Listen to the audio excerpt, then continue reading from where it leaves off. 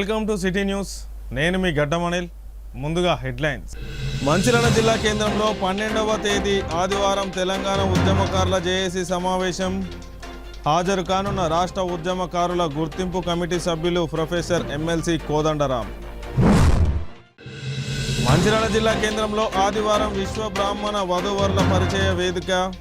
పెళ్లి కావాల్సిన విశ్వబ్రాహ్మణ యువతి యువకులు హాజరు కావాలని పిలుపునిచ్చిన సభ్యులు మోదంపురం వెంకటేశ్వర్లు. విద్యుత్ షాక్తో కేబుల్ ఆపరేటర్ మృతి. జెండారం మండల కేబుల్ ఆపరేటర్ దుర్గం పోచయ్య మృతి చెందడంతో కేబుల్ ఆపరేటర్లు సంతాపం. ఈ నెల 12వ తేదీన మంచిర్యాల జిల్లా కేంద్రానికి ఉద్యమకారుల జేఏసీ నాయకులు ప్రొఫెసర్ కోదండరాం రానున్నారని, ఈ సందర్భంగా ఏర్పాటు చేయనున్న ప్రత్యేక సమావేశానికి గతంలో ఏర్పాటు చేసినటువంటి తెలంగాణ ఉద్యమకారుల జేఏసీ జిల్లా మండల స్థాయి నాయకులు హాజరు కావాలని మంచిర్యాల జిల్లా జేఏసీ చైర్మన్ గోనె శ్యాంసుందర్రావు తెలిపారు. పట్టణంలోని తెలంగాణ ఉద్యమకారుల జేఏసీ సభ్యులతో కలిసి ఏర్పాటు చేసిన విలేకరుల సమావేశంలో ఆయన మాట్లాడుతూ ఉద్యమకారులను గుర్తించడానికి కాంగ్రెస్ ప్రభుత్వం కేశవరావు అధ్యక్షతన కమిటీని ఏర్పాటు చేయడం జరిగిందని, అలాగే మంచిర్యాల జిల్లా స్థాయిలో కూడా నూతనంగా జేఏసీ కమిటీలను ఏర్పాటు చేయడానికి రాష్ట్ర కమిటీ సభ్యులు కోదండరాం ఈ నెల 12వ తేదీన రానున్నారని అన్నారు. ఈ సందర్భంగా జిల్లా కేంద్రంలోని సీఎంఆర్ భవనం పైన ఉదయం 10 గంటలకు ప్రొఫెసర్ కోదండరాం అధ్యక్షతన సమావేశం ఏర్పాటు చేయడం జరిగిందని, ఈ సమావేశానికి గతంలో మంచిర్యాల జిల్లా కుమరం భీం, ఆసిఫాబాద్, కాగజ్ నగర్లలో జేఏసీ కమిటీలలో పనిచేసిన వారందరూ హాజరు కావాలని తెలిపారు. ఈ కార్యక్రమంలో తెలంగాణ ఉద్యమ జేఏసీ నాయకులు టి శ్రీనివాస్, బాబన్న, తొగరు సుధాకర్, కలీందర్ అలీఖాన్, విద్యాసాగర్, లాల్ కుమార్, సంజీవ్ తదితరులు పాల్గొన్నారు. 2009లో జేఏసీగా ఏర్పడి ఉద్యముల యాక్టివ్గా పాల్గొన్న నాయకులు అందరికీ కూడా, మరి ముఖ్యంగా పత్రికారులందరికీ కూడా, మీడియా మిత్రులందరికీ కూడా నమస్కారం తెలుపుతూ, ఈనాడు ఉన్న ప్రభుత్వం, గతంలో ప్రభుత్వం ఉద్యమం చేసి ఉద్యమంలో రాజ్యాధికారం చేపట్టిన తర్వాత ఉద్యమకారులు మర్చిపోయిన సంగతి మనందరికీ తెలుసు. ఈనాడున్న ప్రభుత్వం, కాంగ్రెస్ ప్రభుత్వం, అది ఉద్యమకారులను గుర్తించాలి, వాళ్ళు ఉద్యమం చేపట్టుకుని తెలంగాణ సాధించామని గుర్తించేసి ఒక కమిటీని గౌరవనీయులు కేశవరావు గారి నేతృత్వంలో కమిటీని వేయడం జరిగింది. దాంట్లో భాగంగా ఒక మెంబర్గా గత జేఏసీ రాష్ట్ర జేఏసీ చైర్మన్గా ఉన్న కోదండరాం గారిని మెంబర్గా చేయడం మా అందరికీ చాలా సంతోషాన్ని ఇచ్చింది. ఒక ఆశ అందరిలో చిగుర్చింది. ఎంతోమంది ఉద్యమకారులు తమ ప్రాణాలు కోల్పోయారు, తమ పాస్తులు కూడా కోల్పోయారు. అటువంటి నష్టపరిహారం కనీసం గుర్తించకుండా, నష్టం జరిగిందని ఎప్పుడు కూడా కనీసం ఎవరు కూడా దాన్ని ప్రస్తావన చేయకుండా ఉద్యమకారులకు కొంత బాధ అనిపించింది. దాన్ని పూడ్చడానికే ఒక కమిటీ నిర్మాణం చేసి ఆ పరిస్థితుల్లో ఏ విధంగా న్యాయం చేయాలని చెప్పి ప్రభుత్వం నిర్ణయించుకోవడం చాలా సంతోషం. మేము దాన్ని స్వాగతిస్తున్నాం. ఇలాంటి పరిస్థితుల్లో జూలై 12 తారీఖు నాడు గౌరవనీయులు కోదండరాం గారు మంచిర్యాల రాక సందర్భంగా జిల్లా జేఏసీని ఏర్పాటు చేసి వారి యొక్క విషయాలు తెలుసుకుందామని, చర్చ చేద్దామనే ఉద్దేశంతో 12 తారీఖు నాడు ఆదివారం జిల్లా జేఏసీ కమిటీలో గతంలో బాధ్యతలు ఉండి జిల్లా జేఏసీ కమిటీ వాళ్ళందరినీ కూడా ఒక వేదిక ఏర్పరిచి వారిని రమ్మడానికి ఆహ్వానిస్తున్నాం. మరి ఈ జేఏసీలో గతంలో మంచిర్యాల జిల్లా కాకుండా గతంలో జేఏసీలో పాల్గొన్న కాగజ్ నగర్, ఆసిఫాబాద్ జిల్లా కూడా వాళ్ళందరూ జేఏసీలో ఉన్నారు కాబట్టి వాళ్ళందరినీ కూడా పాల్గొనాల్సిందిగా మేము కోరుతున్నాం. ఆనాడు జిల్లా బాధ్యతలు చేపట్టి మండల బాధ్యతలు చేపట్టిన వాళ్ళకే దయచేసి ఆహ్వానిస్తున్నాం. తప్పకుండా పాల్గొనవలసిందిగా. ఆదివారం నాడు 10 గంటలకు బస్ స్టాండ్ ఎదురుగా ఉన్న సీఎంఆర్ పైన హాల్లో ఏర్పాటు చేయడం జరిగింది. 10 గంటలకు అందరూ కూడా హాజరు కావాల్సిందిగా ప్రత్యేకంగా కోరుతున్నాం. టీఆర్ఎస్ ప్రభుత్వం ఉద్యమకారులను గుర్తించడం లోపల నిర్లక్ష్యం వహించింది. ఇప్పటికి 2 సంవత్సరాల తర్వాతనైనా కాంగ్రెస్ ప్రభుత్వం అధికారంలోకి వచ్చి ఒక కమిటీ వేయడాన్ని మేము ఆహ్వానిస్తున్నాం. ఈరోజు కాంగ్రెస్ ప్రభుత్వం చాలామంది నాయకులతోటి కూర్చొని మాట్లాడుతూ ఉన్నది. అందులో ప్రధానంగా జేఏసీ నాయకుడైనటువంటి కోదండరాం సారు అందులో మెంబర్గా ఉండడం మాకు కొంత ఆశావాహ దృక్పథం ఉన్నది. ఇది లక్షలాది మంది పాల్గొంటే వచ్చినటువంటి తెలంగాణ. కొందరు నాయకులు కొన్ని రాజకీయ పార్టీలో పాల్గొంటే వచ్చింది కాదు. ఏ ఒక్క నాయకుడు వల్ల తెలంగాణ రాలే. ఇందులో అమరులైనటువంటి వాళ్ళకు ప్రథమమైనటువంటి భాగం ఉంది. వాళ్ళు ప్రతిసారి స్పీచ్లో 1200 మంది అమరులైనని మొన్నటిదాకా అధికారంలోకి వచ్చిన తర్వాత కూడా మాట్లాడిండు, అసెంబ్లీలో కూడా మాట్లాడిండు. కానీ లెక్కల ప్రకారం అమరులకు కూడా 600 మందికి న్యాయం జరిగింది. ఇంకా 600 కుటుంబాలకు న్యాయం జరగాల్సింది. ఈ లక్షలాది మందికి కూడా మేమేమీ నగదు పైసలు ఇవ్వమని అడగడం లేదు. స్వాతంత్ర సమర పోరాటంలో పాల్గొన్న వాళ్ళందరికీ ఏ విధంగానైతే గుర్తింపు ఇచ్చిందో అటువంటి గుర్తింపు కార్డులు ఇవ్వాలి. వాళ్ళకు రైల్లో ప్రయాణం చేసిన వాళ్ళతో ఒక అసిస్టెంట్ కూడా ఫ్రీ ట్రావెలింగ్ ఉండే అటువంటి సదుపాయాలతో పాటు ప్రధానంగా ప్రతి వాళ్లకు పాల్గొన్న జేఏసీ తరఫున పాల్గొన్న వాళ్లకు రాజకీయ పార్టీలకు అతీతంగా వాళ్ళందరికీ కనీసం 400 గజాల జాగా ఇవ్వడం సాధ్యమవుతుంది. ప్రభుత్వానికి మండలాలలో జిల్లాలలో ఇవ్వాలని చెప్పి మేము మంచిర్యాల జేఏసీ తరఫున డిమాండ్ చేస్తున్నాం. ఆ రోజు ఉద్యోగస్తులకే కాకుండా విలేకరులు కూడా మాకన్నా ఎక్కువ పనిచేసింది.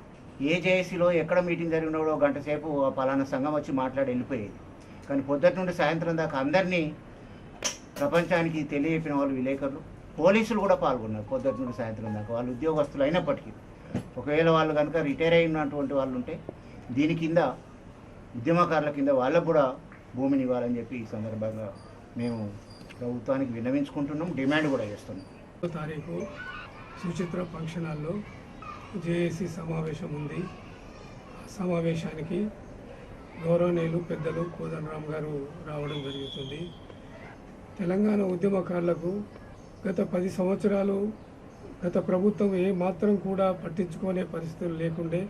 కానీ మన అదృష్టమో దురదృష్టమో మరి కాంగ్రెస్ ప్రభుత్వం వచ్చిన తర్వాత ఉద్యమకారులని పట్టించుకుంటా అని చెప్పి ఒక ఆశనైతే కల్పిస్తుంది. ఆశ నెరవేరుతుందా ఆశ నెరవేరదా అనేది తర్వాత అంశం. కానీ ఒక మంచి పరిణామము ఏదైతే ఉందో ఉద్యమకారులకు న్యాయం చేస్తామనేటువంటి ఆయన రాతపూర్వకంగా కూడా లిఖితపూర్వకంగా కూడా రాసి ఇవ్వడం జరిగింది రేవంత్ రెడ్డి గారు.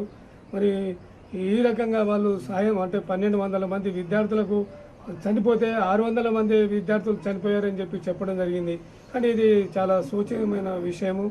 కాబట్టి ఖచ్చితంగా జిల్లా చేసి పిలిపిస్తుందో ఆ పిలుపును అందుకొని బెల్లంపల్లి, కాగదనగర్, తాండూర్, మంచిర్యాల్, చెన్నూర్, దండపల్లి, లక్షర్పేట అనేక ప్రాంతాల నుండి లిమిట్గా ఉద్యమంలో క్రియాశీలంగా పనిచేసినటువంటి జేఏసీ కన్వీనర్లు, కో కన్వీనర్లు, వాళ్ళతో అడుగులో అడుగు వేసినటువంటి వాళ్ళందరూ కూడా సమావేశానికి రావాలని కోరుతున్నాము. ఈ నెల 12వ తేదీ ఆదివారం సున్నంబట్టివాడ లయన్స్ భవన్లో విశ్వ బ్రాహ్మణ విశ్వకర్మ వధూవరుల పరిచయ వేదిక నిర్వహిస్తున్నట్లు సభ్యులు బ్రహ్మం మోదంపురం వెంకటేశ్వర్లు తెలిపారు. ఈ సందర్భంగా విశ్వ బ్రాహ్మణ సంఘం సభ్యులు వెంకటేశ్వర్ మాట్లాడుతూ గత ఏప్రిల్లో మంచిర్యాల పట్టణంలోని బ్రహ్మంగారి ఆలయంలో మొట్టమొదటిసారిగా విశ్వ బ్రాహ్మణ విశ్వకర్మ వధూవరుల పరిచయ వేదిక ఏర్పాటు చేయడం జరిగిందని, ఆ కార్యక్రమంలో 12 జంటలు సంబంధం కుదిరి పెళ్లి చేసుకోవడం జరిగిందని అన్నారు. అదేవిధంగా ఈ నెల 12వ తేదీన సున్నంబట్టివాడలోని లయన్స్ భవన్లో విశ్వ బ్రాహ్మణ కుల బాంధవులందరూ పెళ్లి కావాల్సిన వధూవరులను పాస్పోర్ట్ సైజ్ ఫోటోలతో సహా తీసుకుని రావాలని, కుదిరిన జంటలకు రూపాయి ఖర్చు లేకుండా వివాహ తంతు నిర్వహించడం జరుగుతుందని అన్నారు. వధూవరుల పరిచయ వేదిక కార్యక్రమం ఉదయం 10 గంటల నుండి సాయంత్రం 4 గంటల వరకు నిర్వహించడం జరుగుతుందని అన్నారు. విశ్వ బ్రాహ్మణ కుల బాంధవులందరూ పాల్గొని వధూవరుల పరిచయ వేదిక కార్యక్రమాన్ని విజయవంతం చేయాలని కోరారు. ఈ కార్యక్రమంలో విశ్వ బ్రాహ్మణ విశ్వకర్మ ఆలయ అర్చకులు దాసోజు శ్రీధరాచార్యులు, సంఘం సభ్యులు సత్తయ్య, రమేష్ బాబు, అనంతరామయ్య, మల్లేష్, హనుమంతు, వీరాచారి, ప్రకాష్ తదితరులు పాల్గొన్నారు. విశ్వబ్రాహ్మణ కుల బాంధవులందరికీ కూడా నమస్కారం. మన జాతిలో మనం అందరి పిల్లలను కూడా చక్కగా చదివించి ఉన్నత ఉద్యోగాలు చేయించి చక్కగా వ్యాపారాలు రాణించిన తర్వాత పెళ్ళిళ్ళ విషయంలో మాత్రం కొంత వెనుకబడిపోతున్నాం. కాబట్టి ఆ సమస్యను అధిగమించడం కోసం విశ్వకర్మ ఫౌండేషన్ అండ్ మంచిర్యాల బ్రహ్మంగారి ఆలయ కమిటీ సంయుక్తంగా ఈ నెల 12వ తారీఖు నాడు లయన్స్ భవన్ 100 ఫీట్ల రోడ్డు చున్నంబట్టిలో వధూవరుల పరిచయ వేదిక అనేది ఏర్పాటు చేయబడుతుంది. గతంలో ఏప్రిల్లో మనం ఈ బ్రహ్మంగారి ఆలయంలోనే ఒక మొదటి కార్యక్రమం అనేది చాలా చక్కగా చేయడం జరిగింది. మా లక్కీ ఏంటంటే ఒక 12 మందికి మ్యాచ్లు కుదిరి వాళ్ళు చాలా హ్యాపీగా ఉన్నారు. అంటే మన తొలి ప్రయత్నంలోనే ఆ విధంగా విజయవంతంగా మనం విశ్వబ్రాహ్మణ వధువుల పరిచయ వేదికని ఏర్పాటు చేసి ఆ విధంగా చక్కగా మనం సక్సెస్ కాగలిగినాం. అదంతా బ్రహ్మంగారి కృపా కటాక్షలతో మనం జరిగింది. ఇప్పుడు కూడా బ్రహ్మంగారి ఆలయంలోనే ఈ నెల నెల 12వ తారీఖున ఆదివారం నాడు లయన్స్ భవన్ 100 ఫీట్ల రోడ్లో ఈ కార్యక్రమం అనేది జరుగుతూ ఉంది. ఉదయం 10 గంటల నుంచి సాయంత్రం 4 గంటల వరకు జరుగుతుంది. ఈ మంచాల చుట్టుపక్కల గ్రామాల పరిసర ప్రాంతాల వాళ్ళు అదే విధంగా తెలంగాణ అండ్ ఆంధ్రప్రదేశ్ తెలుగు రాష్ట్రాల ప్రజలు ఎవరైనా సరే, ఇంకా వేరే విదేశాల్లో ఉన్న స్థిరపడిన వాళ్ళు ఎవరైనా సరే ఈ విషబ్రహ్మణ కుల బాంధవులు తమ తమ పిల్లలను ఈ విధంగా తీసుకొచ్చేసి ఈ పరిచయ కార్యక్రమం పాల్గొనవలసిన కోరుతున్నాం. మీరు ఈసారి వచ్చేటప్పుడు తప్పనిసరిగా మీ పెళ్లి కావాల్సిన అమ్మాయి అబ్బాయిని వెంట తీసుకురావాలి. అదేవిధంగా 6x4 సైజు కలర్ ఫోటో కూడా తప్పనిసరి తీసుకుని రావాలి. ఫారం ఫిల్అప్ చేసేటప్పుడు ఈ డీటెయిల్స్ ఇస్తూనే ఆ ఫోటో కూడా మీరు అందించాల్సి ఉంటుంది. ఈ విధంగా మనం ₹1 ఖర్చు లేకుండా ఇంత గొప్ప కార్యక్రమంలో మనం అందరం కూడా మనం పాల్గొంటున్నాము. ఒక విధంగా మనం ఈ బ్రహ్మంగారి కృపా కటాక్షంతో చక్కగా ఇప్పటి వరకు అన్నీ మంచిగా నడుతున్నాయి. ఇక ముందు కూడా ఈ కార్యక్రమాల్లో మనం కంటిన్యూ చేస్తూ ప్రతి 2 నెలలకోసారి 3 నెలలకోసారి ఈ కార్యక్రమం చేస్తున్నాం. ఏప్రిల్లో జరిగింది, మళ్ళీ జూలైలో మళ్ళీ జరగబోతుంది.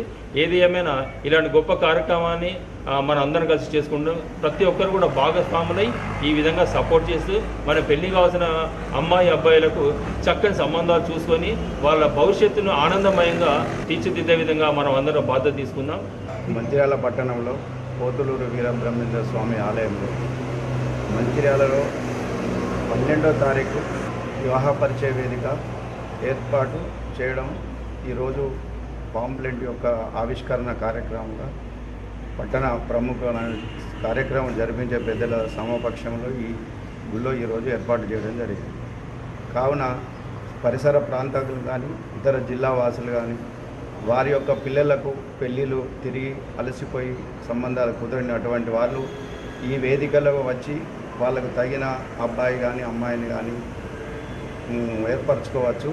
ఈ అవకాశము మంచిర్యాల పట్టణ విశ్వబ్రాహ్మణ సంఘము మరియు ఆలయ కమిటీ వాళ్ళు ఏర్పాటు చేస్తున్నాము. అందరూ తప్పకుండా హాజరై విజయవంతం చేసుకోవాలని మనకి.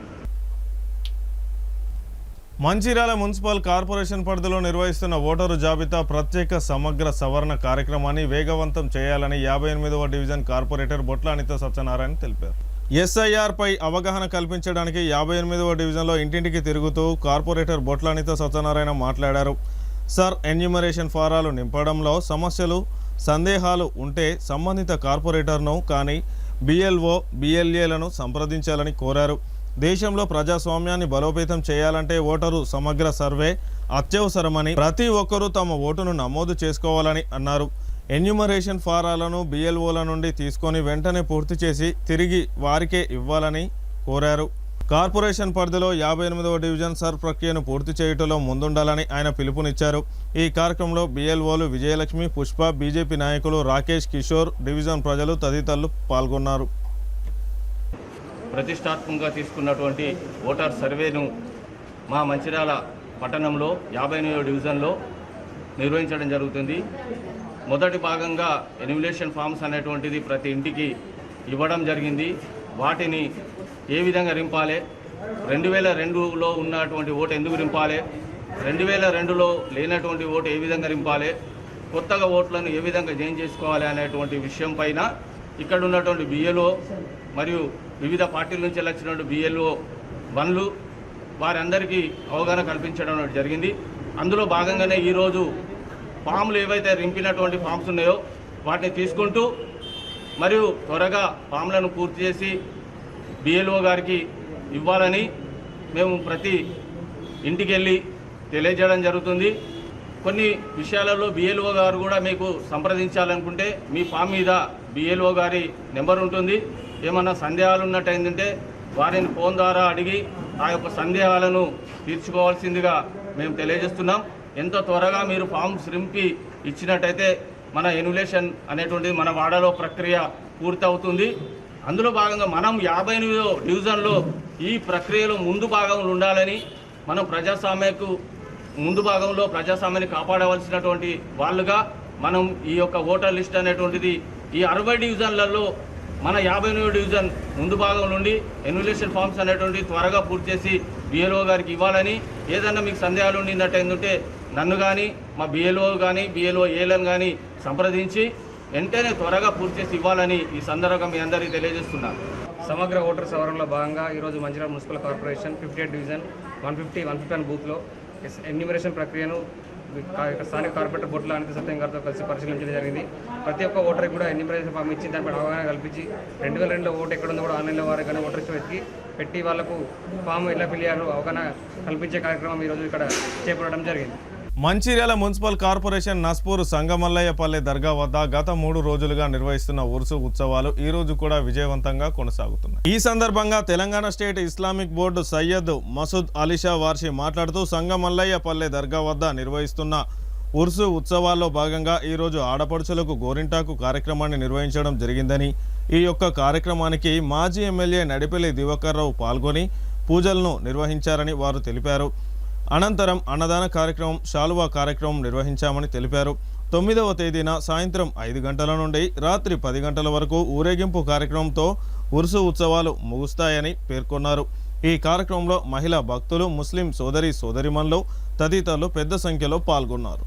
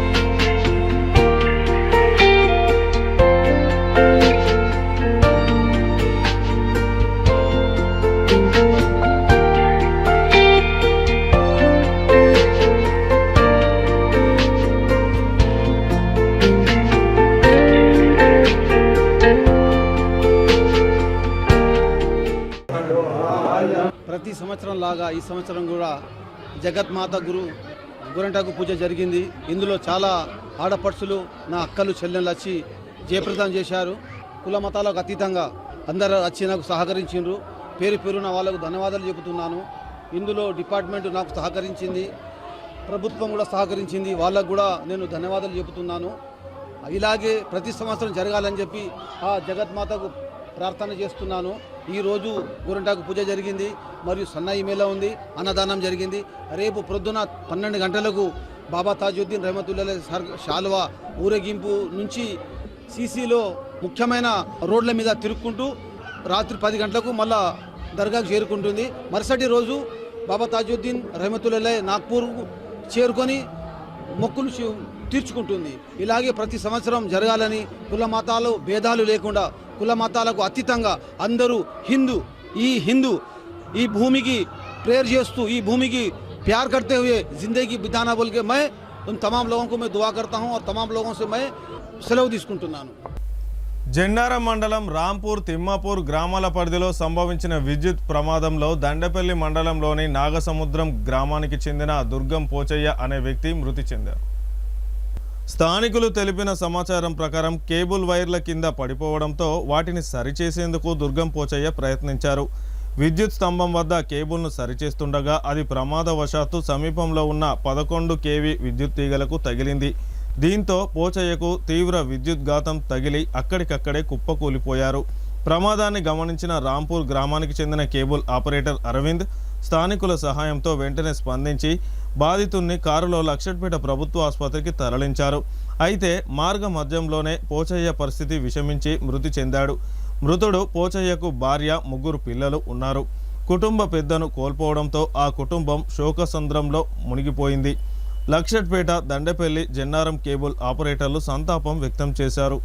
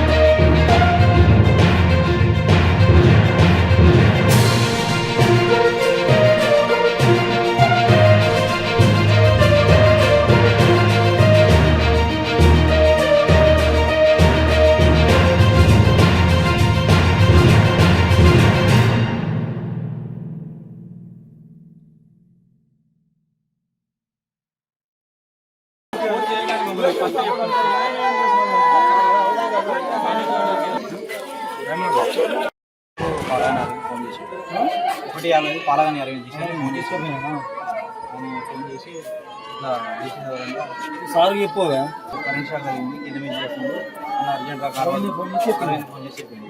సార్ నేను వెంటనే వెళ్ళిపోయాను. ఉపాదను మహేందర్ అని పట్టొస్తుంది పట్టుకురాగా ప్రాణం ఏ ప్లేస్ రాంపూర్ శివారు పట్టుకురాగా ప్రాణం మాట్లాడలేదు ఉండే వరకు హాస్పిటల్ తీసుకెళ్తామని హాస్పిటల్ తీసుకుని వచ్చాను. సాయంత్రం మధ్యలో వరకు కొంచెం బాగానే ఉంది. మధ్యలో మేము స్పీడ్లో తీసాము సార్. మధ్యలో షాక్ జరిగింది, కింద మీద చేస్తుందని చెప్పింది. మందమరి పట్టణం దొర్లబంగ్లా ఏరియాలో గుడుంబ అమ్మకాలు జోరుగా సాగుతున్నాయి. ఈ అమ్మకాలను నిలిపివేసేందుకు బస్తీవాసులు ఎన్నిసార్లు అధికారులకు విన్నవించుకున్నా పట్టించుకునే నాదుడే లేదని వాపోతున్నారు.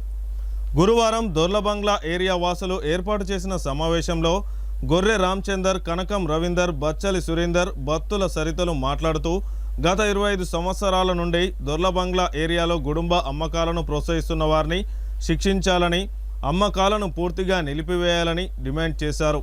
2 సంవత్సరాల కాలంలో 15 మంది గుడుంబ వ్యసనానికి బానిసలై ప్రాణాలు కోల్పోయారని, ఇంటి యజమానిని కోల్పోయిన కుటుంబాలు రోడ్డున పడ్డాయని తెలిపారు. గుడుంబ అమ్మకాలను ఇలానే కొనసాగిస్తే యువత కూడా చెడిపోతారని, వందలాది మంది ప్రాణాలు కోల్పోతారని ఆవేదన వ్యక్తం చేశారు. ఇప్పటికైనా ఆబ్కార్ శాఖ స్పందించి దాడులు నిర్వహించి అమ్మకాలు జరగకుండా నిలిపివేయాలని కోరారు. ఈ కార్యక్రమంలో సంపత్, వెంకటేశ్వర్లు, బాసాని శ్రీనివాస్ తదితరులు పాల్గొన్నారు. మందమరి దొర్లబంగ్లాల ఏరియాలో విచ్చలవిడి కుటుంబ ఇప్పుడే కాదు గత కొన్ని ఏండ్ల నుంచి అమ్ముతూ ఉన్నారు. వాళ్ళు జీవనోపాధి అని అంటున్నారు, మేము లేనోళ్ళం అని అంటున్నారు. కానీ వాళ్ళు చేయబట్టి కొన్ని ప్రాణాలు ఇక్కడ చనిపోతూ ఉన్నారు. రీసెంట్లీగా కూడా ఈ మధ్యకాలంలో ముస్తఫా వాళ్ళ ఫాదర్ కూడా చనిపోయిన దాఖలాలు ఉన్నాయి. ఆయన అట్లనే గుడుంబ దాగి వచ్చే క్రమంలో ఆ చెత్త కుప్పల పడిపోయి, ఎవరు అబ్జర్వ్ చేయలే, చెత్త కుప్పల పడిపోయి చనిపోయిండు. కనుక మేము ఈ ఏరియా నుంచి ఒకటే డిమాండ్, దొర్లబంగ్లా ఏరియాలో గుడుంబ అమ్ముతూ ఉన్నారు. కల్తీ సారాతో ఎంతోమంది మరి యువకులు కానీ వృద్ధులు కానీ వాళ్ళ ప్రాణాలను సైతం లెక్క చేయకుండా తాగి వాళ్ళ కుటుంబాలు రోడ్డు మీద పడుతున్నాయి. అదేవిధంగా ఈరోజు స్పందించి మందమరి పట్టణంలో దొర్లబంగ్లా ఏరియాలో ప్రజలందరం ఐక్యతతో మరి కుటుంబ సవరాలను అరికట్టాలని మేము వ్యక్తం చేస్తున్నాం. గతంలో కూడా మరి మేము వీటిపై పోరాటం చేశాము. మాపై అక్రమ కేసులు పెట్టిర్రు. మహిళలను చూడకుండా అక్రమ కేసులు పెట్టినప్పటికీ కూడా మేము దీన్ని తీవ్రంగా ఖండిస్తాం.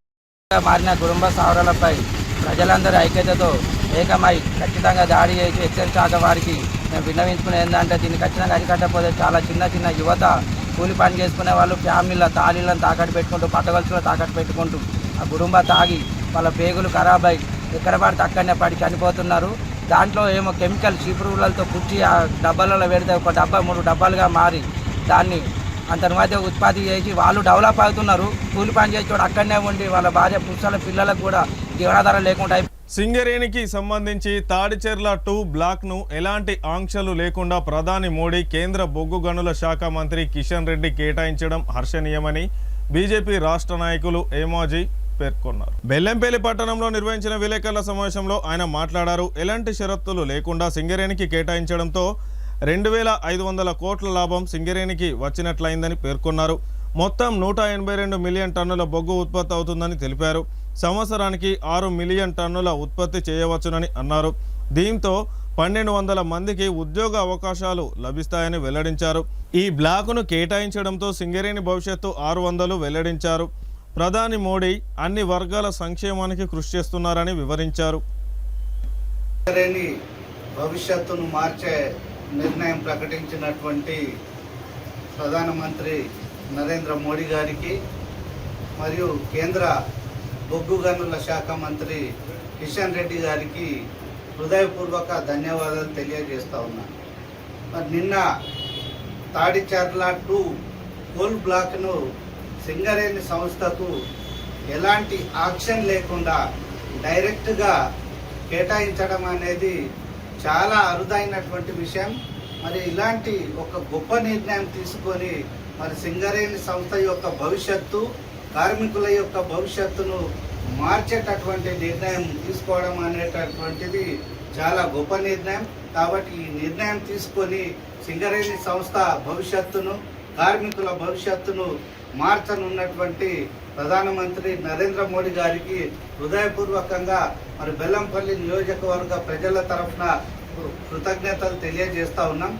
ఈ తాడిచెర్ల బ్లాక్ 2ను కేటాయించడం వల్ల సింగరేణి సంస్థకు నేరుగా ఆక్షన్లో పాల్గొనకపోవడం వల్ల 2550 కోట్ల రూపాయల లాభం జరిగింది.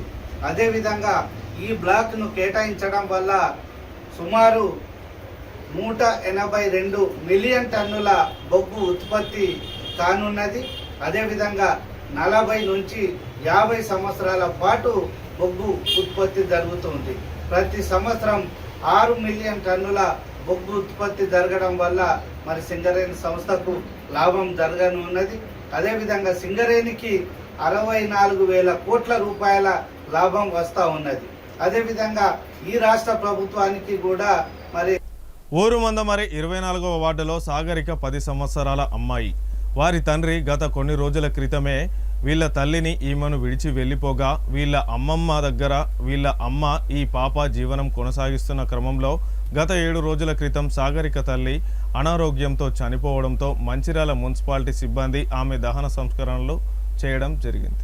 ఈ విషయం తెలుసుకొని చెలించిపోయిన తెలుగుదేశం పార్టీ చెన్నూరు ఇన్ఛార్జ్ సంజయ్ కుమార్ ఆదేశాల మేరకు టీడీపీ పట్టణాధ్యక్షులు వాసల సంపత్, రాష్ట్ర నాయకురాలు ఎండి షరీఫా, పట్టణ మహిళా అధ్యక్షురాలు జూపాక సంధ్య, మండల అధ్యక్షురాలు బూనేని సుగుణ, సీనియర్ నాయకులు మామిడాల భాగ్య, పార్వతమ్మ, మల్లమ్మ, చేదం భాగ్య, మౌనిక, కలమ్మ, నరేష్ వారి ఇంటికి వెళ్లి పరామర్శించి వారి కుటుంబానికి బియ్యం, నిత్యావసర సరుకులు ఇచ్చి వారి కుటుంబం ఒప్పుకుంటే సాగరికను దత్తత తీసుకొని పోషిస్తూ చదివిస్తామని తెలుగుదేశం పార్టీ హామీ ఇవ్వడం జరిగిందని వారు తెలిపారు.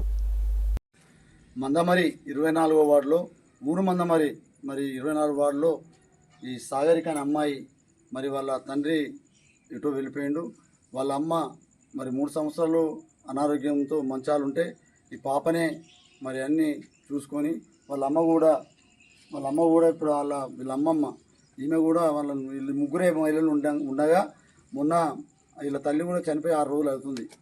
మరి ఇప్పుడు వాళ్ళ తల్లి చనిపోవడంతో మరి ఈ విషయం తెలుసుకున్న Telugu Desam party Chennur incharge B Sanjay Kumar గారు మరి మానవతా దృక్పథంతో నాకు చెప్పడం జరిగింది.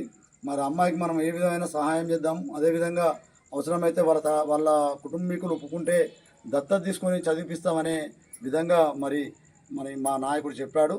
కావున ఆ విషయంలో ఇవాళ ఇక్కడ 24వ వార్డులో ఉన్నటువంటి మా తెలుగుదేశం నాయకులు మరి వాళ్ళ సూచనల మేరకు బియ్యము, చిల్లర సామాన్ తీసుకొచ్చి ఈ తల్లికి అమ్మకు ఇవ్వడం జరిగింది.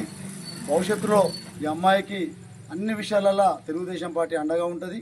మరి అదేవిధంగా మరి స్థానిక మన మోడల్ స్కూల్లో కూడా ఈ అమ్మాయిని చేర్పించే విషయంలో మేము చొరవ తీసుకుంటాం. ఈ అమ్మాయికి ఏ విధంగా ఇష్టమైతే ఆ విధంగా వార్తలు ముగించే ముందు హెడ్లైన్స్ మరొకసారి. మంచిర్యాల జిల్లా కేంద్రంలో 12వ తేదీ ఆదివారం తెలంగాణ ఉద్యమకారుల జేఏసీ సమావేశం. హాజరు కానున్న రాష్ట్ర ఉద్యమకారుల గుర్తింపు కమిటీ సభ్యులు ప్రొఫెసర్ ఎమ్మెల్సీ కోదండరాం. మంచిర్యాల జిల్లా కేంద్రంలో ఆదివారం విశ్వ బ్రాహ్మణ వధూవరుల పరిచయ వేదిక. పెళ్లి కావాల్సిన విశ్వ బ్రాహ్మణ యువతి యువకులు హాజరు కావాలని పిలుపునిచ్చిన సభ్యులు మోదంపురం వెంకటేశ్వర్లు. విద్యుత్ షాక్తో కేబుల్ ఆపరేటర్ మృతి. జెండారం మండల కేబుల్ ఆపరేటర్ దుర్గం పోచయ్య మృతి చెందడంతో కేబుల్ ఆపరేటర్లు సంతాపం. సిటీ న్యూస్ ఇంతటితో సమాప్తం. తిరిగి ప్రసారమయ్యే సిటీ న్యూస్లో మళ్ళీ కలుసుకుందాం. అంతవరకు సెలవు.